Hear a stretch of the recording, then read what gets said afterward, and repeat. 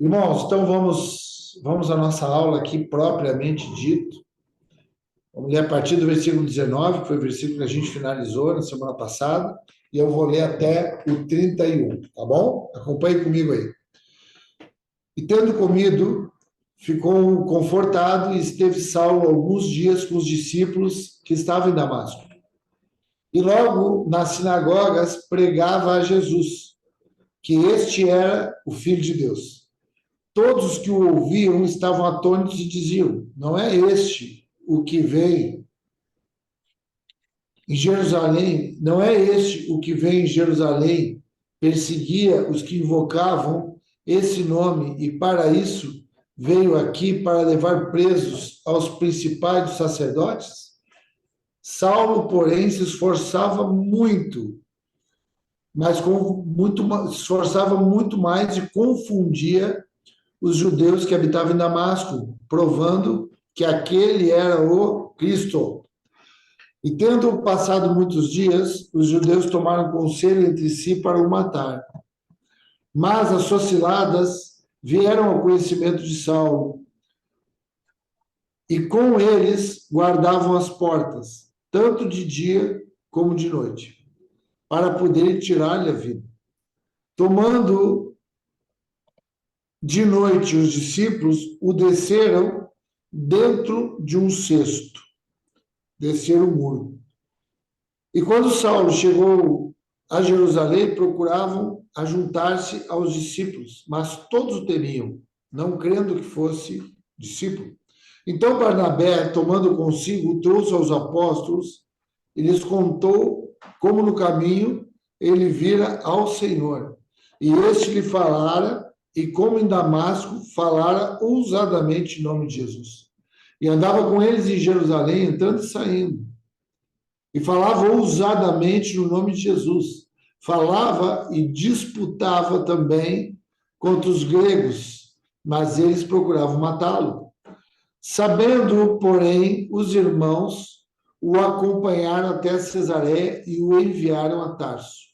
Assim, pois, as igrejas em toda a Judéia e Galiléia, Samaria, tinham paz e eram edificadas e se multiplicavam, andando no temor do Senhor e na consolação do Espírito Santo. Amém.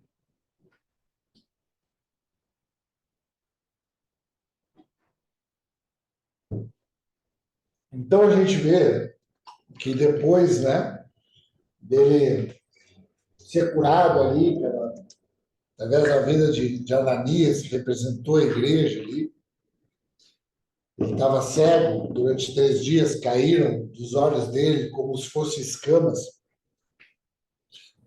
e ele se batizou, e aí ele se sentiu consolado, e ele entrou na cidade e entrou para a comunhão. E aí eu me lembro uma frase, né, que eu acho que ficou marcada aí para nós, no meu coração: aquele que perseguia a comunhão, aquele que destruía a comunhão, agora se alimentava dela.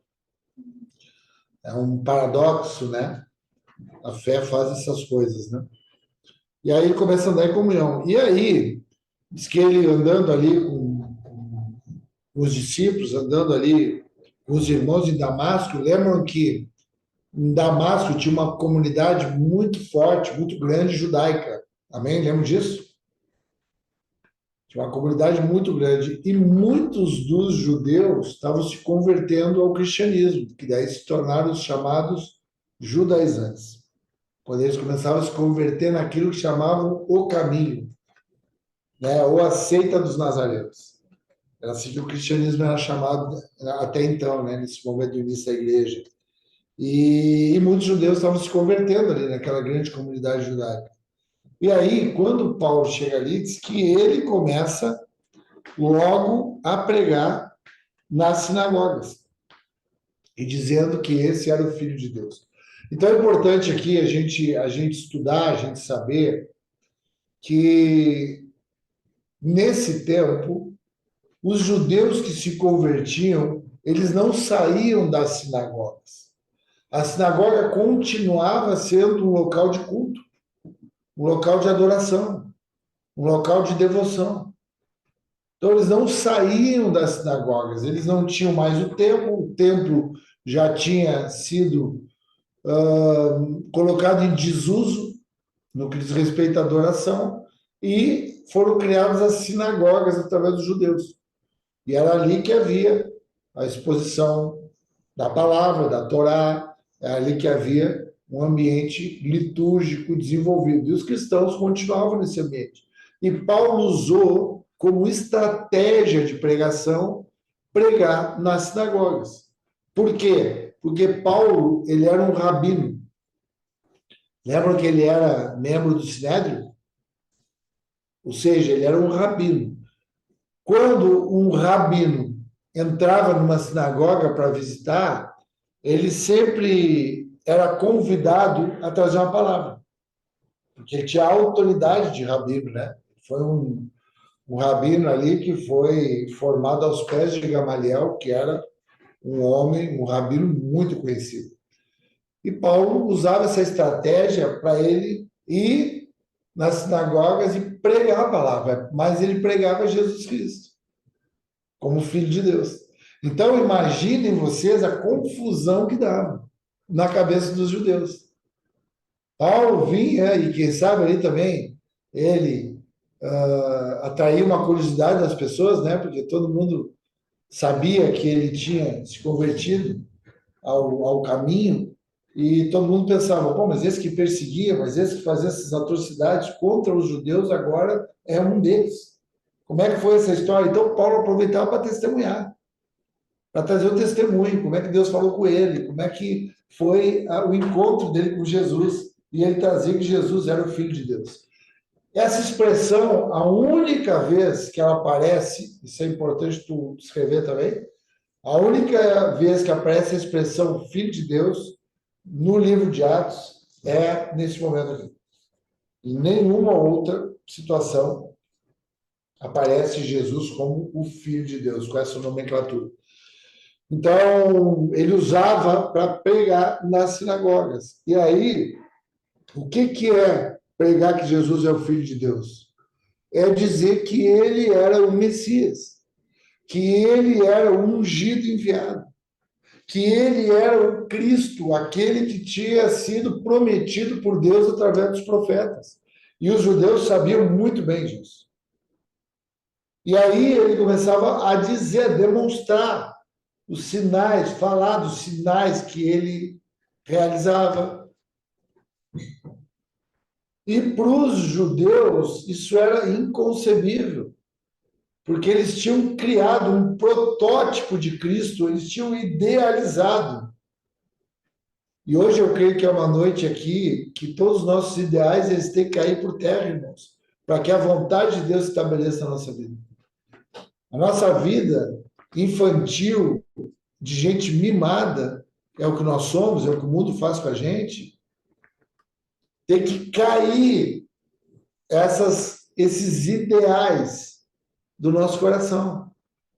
O jeito que eu idealizo que tem que ser uma esposa, o jeito que eu idealizo que tem que ser um marido, o jeito que eu idealizo que tem que ser uma namorada, o jeito que eu idealizo que tem que ser o meu pastor, o jeito que eu idealizo que tem que ser o meu ministério, o jeito que eu idealizo que tem que ser a minha profissão, o jeito que eu idealizo que tem que ser a vida, porque a vida não é fruto daquilo que eu idealizo. A vida é para que eu me submeta à vontade soberana de Deus, porque Ele é que sabe todas as coisas. Só que a nossa imaturidade faz com que a gente idealize. E aqui os judeus idealizavam um Cristo. E por conta dessas idealizações, eles não reconheceram ele quando ele chegou. Então, olha como a gente fica confuso. Eles queriam tanto, o que mais os judeus queriam era o Cristo. Porque ele seria o redentor, ele seria o libertador de Israel. Só que a concepção deles era libertar os judeus do Império Romano, pastor Tiago. A ideia deles era, não, então a libertação de Israel vai ser uma libertação do Império Romano, que a gente está oprimido aqui. Eles são os exploradores. Então, ele vai nos libertar do Império Romano. E como não foi isso que o Cristo fez, porque não foi dessa libertação que Deus estava falando, eles não compreenderam, porque eles idealizaram. Quem idealiza não discerne. Escreve isso aí. Quem idealiza não discerne. Porque quando eu começo a idealizar, eu já perdi a sensibilidade. Então, idealizar me deixa insensível à vontade de Deus. E aí eu começo agora a não mais me submeter à vontade de Deus, mas obrigar Deus a dar aquilo que eu mereço. Então eles pensavam, não, o libertador é para libertar do Império Romano e ele vai ser assim, assim, assim. E aí quando vem aquele homem que nasce num coxo, que tem toda a criação dele em Nazaré, que era uma cidade que era muito mal vista e mal falada, filho de um carpinteiro, também um carpinteiro, eles não entendem. Eles, quem sabe, imaginavam que teria que vir ali um rabino muito conhecido. Quem sabe o Cristo era muito mais parecido com Gamaliel do que com alguém que era um galileu. Então, isso trazia uma confusão, um conflito no coração daqueles homens ali. E aí vinha questionamentos, mas esse aí não é aquele que perseguia, esse aí não é aquele que tinha autoridade através dos sacerdotes de aprisionar esses que andavam no caminho e levava para Jerusalém, uns até morriam, como é o caso de Estevão e alguns outros, e outros sofriam das mais diversas armas de tortura, e agora ele está aqui pregando, mas diz que ele se esforçava muito e confundia todo aquilo que era idealizado. Os nossos ideais é para ser confundidos, é para ser frustrados, é para ser decepcionados, desapontados. Isso é a libertação. Amém, queridos? Até aqui? Estamos juntos aqui? Então tá. Então, ele ia, diz que provando que ele era o Cristo. E diz que tendo passado alguns dias aí, depois de ele pregar e falar e fazer, diz que começaram aí a arquitetar a morte dele. Irmãos, Paulo ele tem uma característica que é muito interessante, que eu acho que é digno também aí de nota. Porque Paulo ele tinha uma característica de pregação, ele tinha uma contundência, ele tinha uma argumentação, ele tinha uma firmeza, ele tinha uma convicção apostólica. A maneira dele, ele era muito firme naquilo que ele falava, e o discurso dele, ou o discurso dele despertava uma conversão, ou o discurso dele despertava ódio nas pessoas, as pessoas queriam matar ele. Então escreve aí que o discurso dele era irresistível para alguns e insuportável para outros. E não insuportável no sentido de, não, eu não vou tolerar o que ele está falando, então eu vou ali ouvir outra pessoa que está falando outra coisa. Não, eles começavam a pensar planos de morte, começavam a pensar em prejudicar ele de alguma forma. Esse era o perfil de Paulo. Por quê? Porque tinha que se cumprir uma promessa sobre a vida dele. Qual era a promessa que estava se cumprindo sobre a vida dele quando alguns se convertiam e outros o odiavam? Quem é que pode me ajudar? Qual é a promessa que estava se cumprindo ali, que a gente já estudou na aula passada? Ele ia sofrer pelo nome. Muito bom, pastor e teólogo Tiago Pérez. Eu vou mostrar para ele o quanto ele deve padecer pelo meu nome. Foi o que Deus falou, usou como argumento para Ananias. Quando Ananias também questionou, não, mas esse homem não pode ser ele. É a promessa se cumprindo. Então ele tem sobre a vida dele o ódio de quem não o reconhece. Amém, irmão? Isso é uma característica dele. Do chamado dele, não eram todos que eram assim. A gente viu o Filipe como era fofo, né? Amém? Filipe mimoso, Filipe pregava, as multidões caíam, Filipe era uma maravilha. Agora, o Paulo não, Paulo o chamado dele não era fácil querer ser Paulo. Então, esse era uma característica, um perfil dele, que ele era odiado mesmo, a ponto de querer matar ele. Só que essas ciladas, essas armadilhas que eram tramadas ali acerca dele, elas eram desbaratadas ali. Deus revelava essas armadilhas para matarem ele. E havia um livramento. Então, uma coisa também que nós temos que aprender aqui é que Deus não vai permitir que tu morra antes de cumprir todo o propósito na tua vida. Com Jesus foi assim, tentaram matar Jesus numa certa feita e ele saiu no meio das pessoas ali sem que ninguém visse ele, como se ele tivesse ficado invisível ali. Deus não vai permitir. Paulo teve vários livramentos, porque tinha um propósito para se cumprir através da vida dele, e cada livramento, aquilo gerava ali mais convicção nele e nos irmãos que caminhavam com ele. A igreja vai se munindo de convicção, vai entranhando a convicção na mente e no coração da igreja, da comunhão, conforme ela vai sendo perseguida pelo nome de Jesus.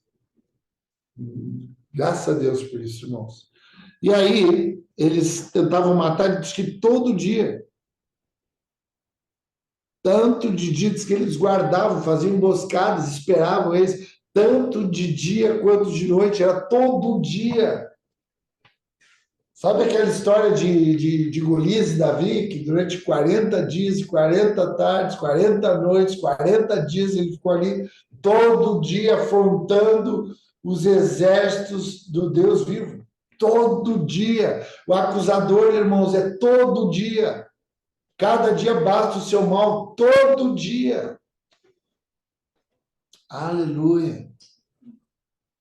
Mas havia livramento ali, porque não era Paulo que estava tendo livramento, mas era a mensagem, o propósito que estava depositado na vida e no coração dele. Era isso que estava sendo guardado. Não é a tua vida que vai ser guardada. Não pede para Deus guardar a tua vida, porque a tua vida ela tem que morrer para que Cristo se levante e a mensagem que tem no propósito da tua vida, esse sim vai ser preservado até o final. Até o último dia de se cumprir. Em nome de Jesus. Creia nisso, irmãos. Por isso que você não precisa ter preocupação de ficar te livrando de nada. Essa mensagem colocada na tua vida, se tu andar por essa mensagem, se tu caminhar por essa mensagem, se tu viver por essa mensagem,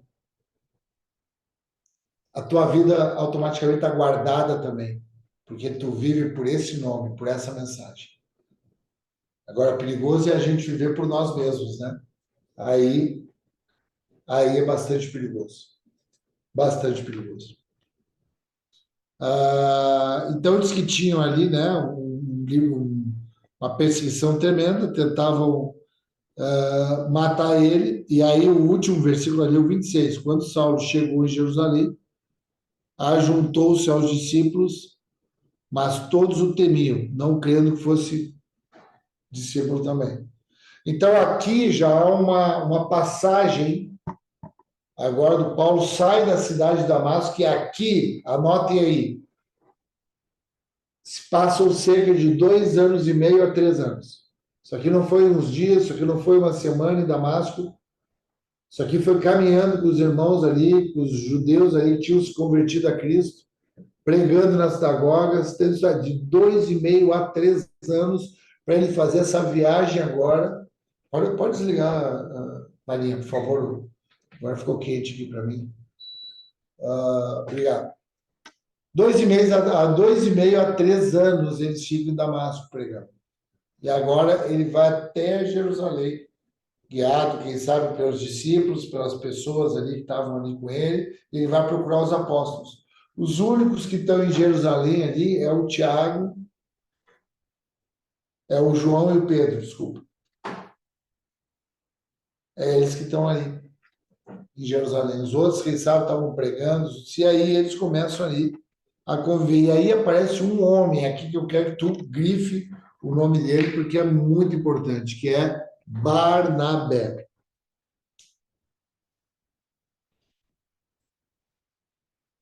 Que ele aparece novamente, esse homem. Quem é que lembra aí de Barnabé antes desse texto aí? Quem é que lembra que nós estudamos sobre Barnabé?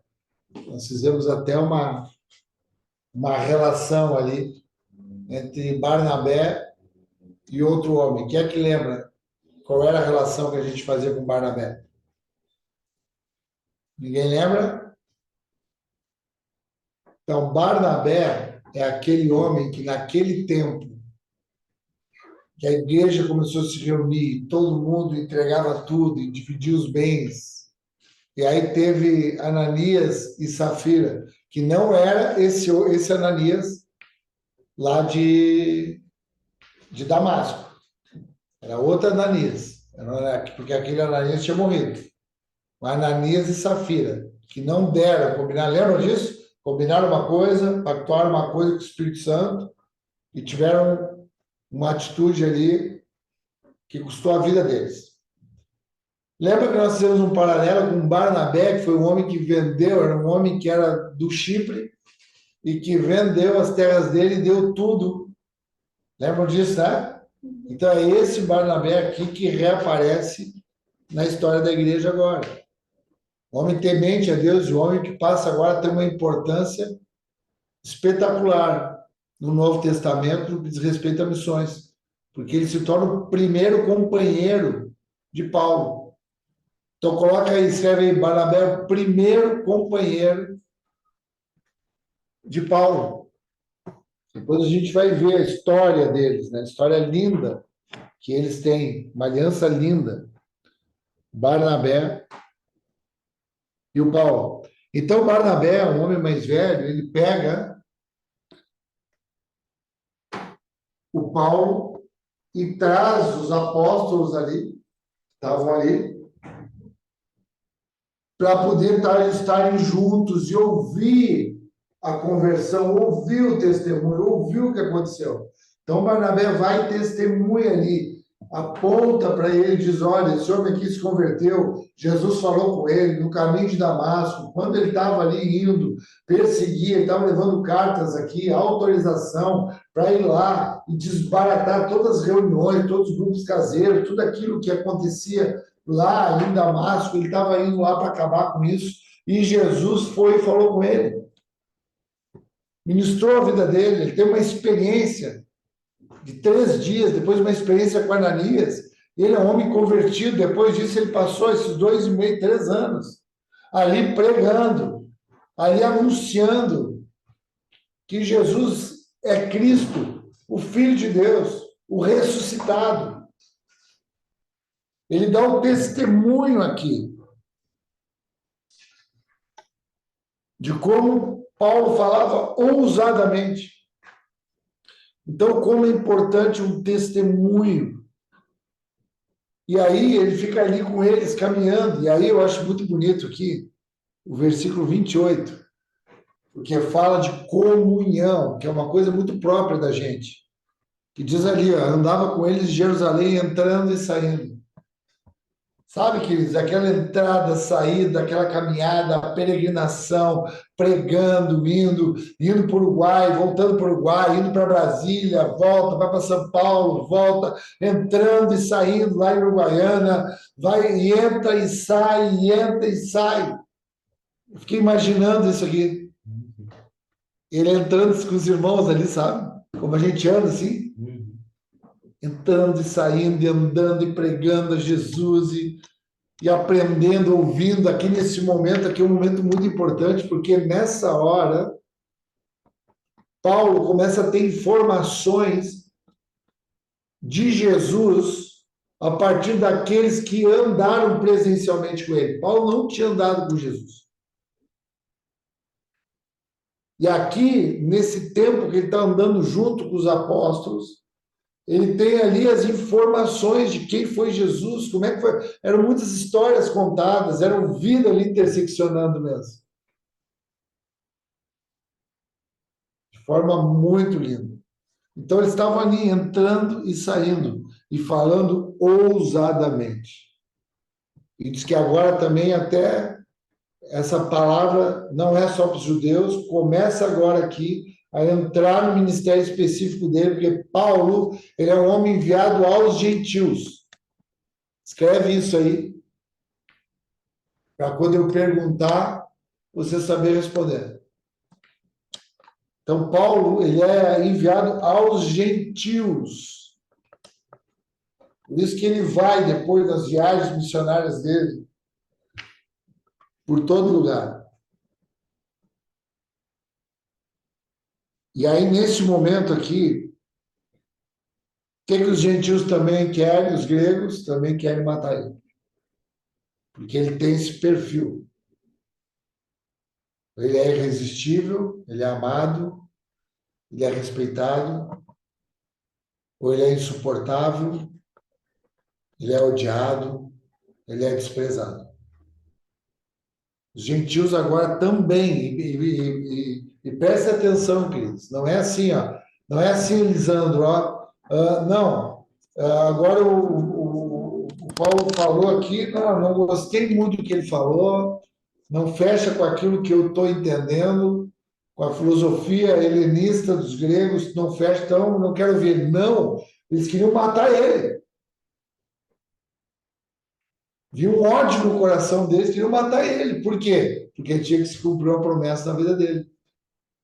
Eu vou mostrar para ele quanto ele deve padecer pelo meu nome. O que essa promessa significa, irmão? Significa que Paulo estava preparado. A promessa de Deus para a tua vida te prepara. Escreve isso. A promessa de Deus para a tua vida é uma preparação para tu enfrentar tudo que tu tem que enfrentar para cumprir cabalmente o propósito que ele pensou a teu respeito. Está preparado, preparada para viver tudo isso.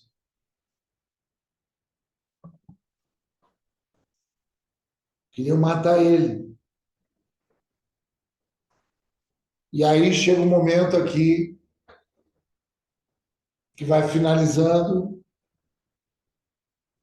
Esse momento, isso aqui é só uma inserção do Saulo, que agora ele sai de cena. Então, ele tem essa... É importante saber disso, queridos.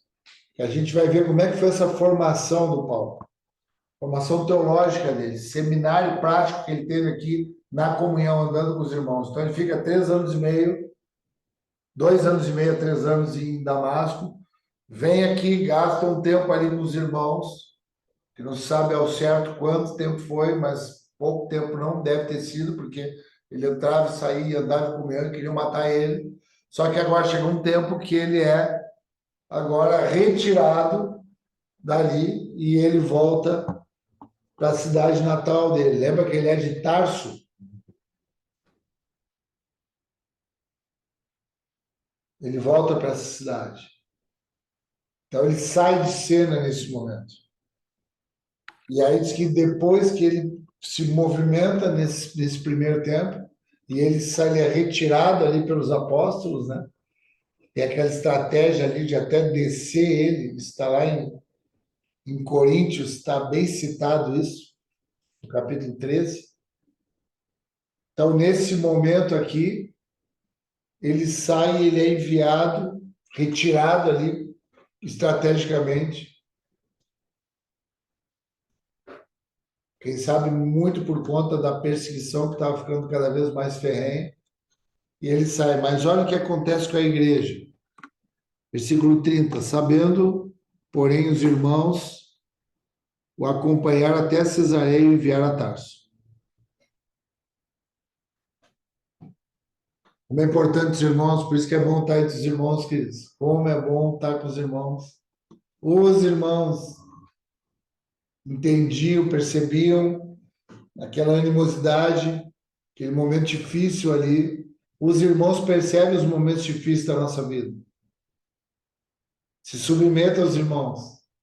Os irmãos percebem.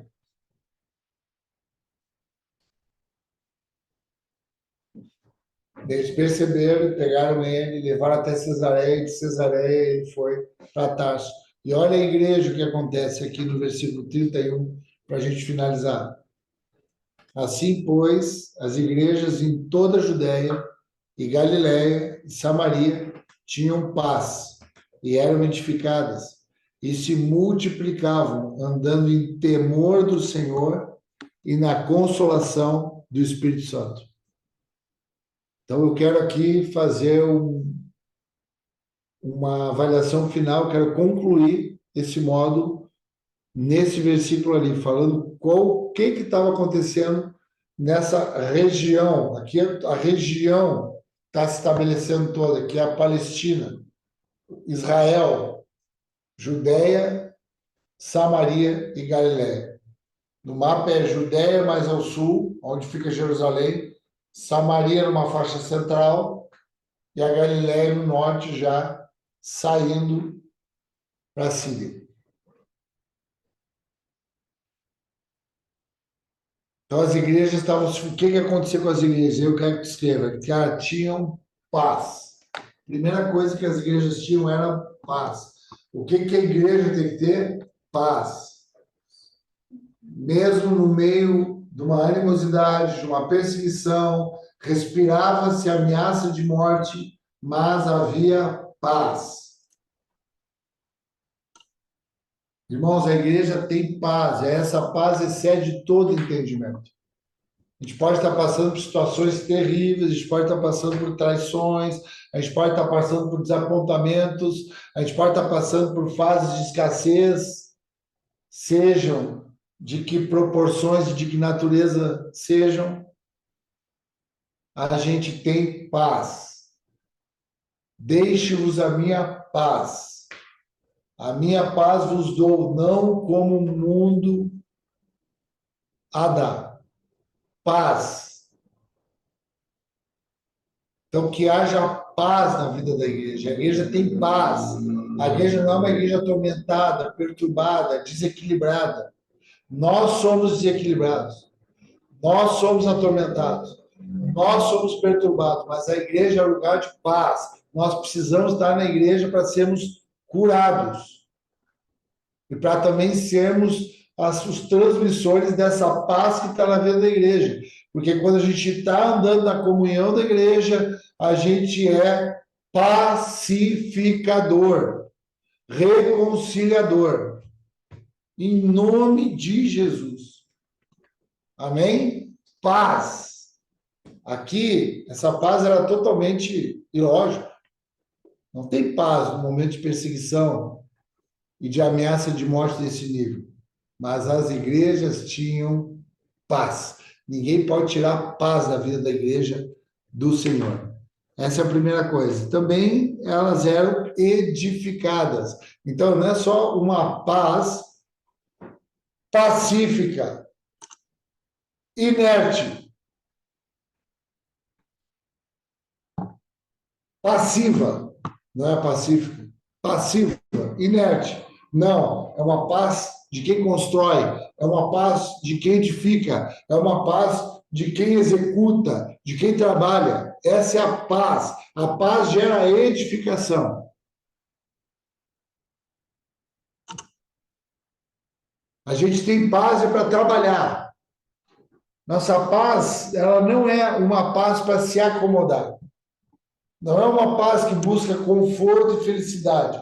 É uma paz que busca obras que foram preparadas para nós andar sobre elas. É uma paz que é força de trabalho. É uma paz que faz com que tudo que a gente ouve, a gente pratique.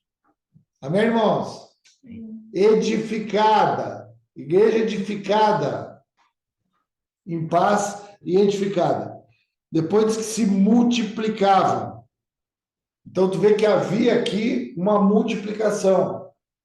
Havia aqui, quando fala de multiplicação, não está falando simplesmente de uma forma quantitativa, ainda que também seja. Mas na essência não é isso. Multiplicação é ter filhos, é gerar gente a partir de uma visão. Cristo. Gente que vai pregar Cristo. Gente que vai testemunhar Cristo. Gente que vai ter ousadia. Gente que vai ter sensibilidade para ouvir aonde que eu vou, para onde que eu vou, é para o Uruguai, é para cá, é para lá, é aqui, onde é que eu trabalho, onde é que eu vou. É gente que tem paz, que é edificada e vai multiplicando essa visão, essa força de trabalho. Então, essa multiplicação. Então, a multiplicação está gerado a fazer discípulos, filhos. O olhar geracional, o olhar da descendência. Amém, irmãos? Então, não olha simplesmente para o quantitativo, ainda que também tenha, é um indicador, mas ele não é conclusivo, porque às vezes tem um movimento quantitativo e não se tem multiplicação. Amém? Conseguimos entender isso? Ou seja, não é o olhar quantitativo que define uma multiplicação. Mas claro que a multiplicação também vai, em algum momento, gerar uma força de crescimento visível também. Então, escreve aí paz, edificação, multiplicação, e diz que andavam em temor do Senhor. Então, eles andavam no temor. O que é o temor do Senhor? Temor do Senhor não é medo de Deus. É gratidão pelo Pai. Temor do Senhor não é eu ficar preso, amarrado ou precipitado. Porque eu preciso fazer alguma coisa, eu não posso fazer alguma coisa, porque senão eu vou ser punido. Não, temor do Senhor é o olhar para a minha natureza, saber que a minha natureza é rebelde, é orgulhosa, é desobediente, e eu tenho temor para poder andar naquilo que o Senhor estabeleceu para mim, porque o temor do Senhor é o princípio da sabedoria. O que que isso quer dizer? Que o temor do Senhor abre um canal para que eu receba do alto a sabedoria, a vontade, a estratégia do meu Pai. Para que eu, bem formado na identidade de filho, eu encontre e desenvolva um propósito dentro de uma vocação que eu fui dotado. Amém, irmãos? Dá para entender aqui o temor do Senhor?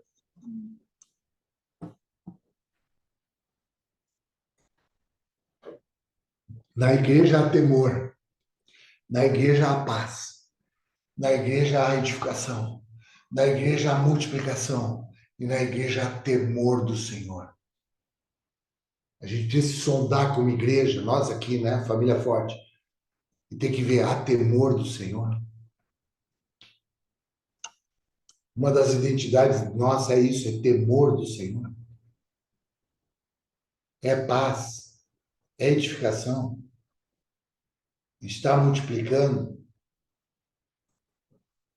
O pessoal anda em temor ou anda absolutamente de qualquer jeito? Queremos andar em temor de Ti, Senhor. Em nome de Jesus. E para finalizar, na consolação do Espírito Santo. Andar na consolação. Sabe o que é andar na consolação do Espírito Santo? É gente angustiada. É gente afligida, aflita. Aleluia. Porque a consolação do Espírito, ela vai vir para esse coração. Coração angustiado, aflito. Porque o temor do Senhor buscar essa multiplicação, essa edificação e essa vida de paz vai exigir esforço, porque isso é contracultural, é antinatural. Isso vai ter que ter disposição. Lembra o que é disposição? Mudar de posição, disposicionar. Disposição, movimento. Isso vai gerar angústia. Será que eu estou no caminho do Senhor ou não? Então, o temor do Senhor vai gerar angústia. Será que eu estou ou não? Só que não vai deixar virar medo. Isso sabe por quê? Porque tem consolação do Espírito Santo. Isso é um mistério espiritual, irmãos. Aleluia. Isso é a vida da igreja. É assim que a igreja andava. Em paz, edificando, trabalhando. Ela não travava diante das ameaças. Ela não parava. Ela não deixava de trabalhar, de edificar. Ela não deixava de multiplicar. Ela tinha temor do Senhor, mas esse temor não era medo de fazer as coisas, mas era sempre considerar, refletir, conversar, ouvir os irmãos. E esse temor, essa angústia, descia um bálsamo de consolação do Espírito Santo sobre os corações.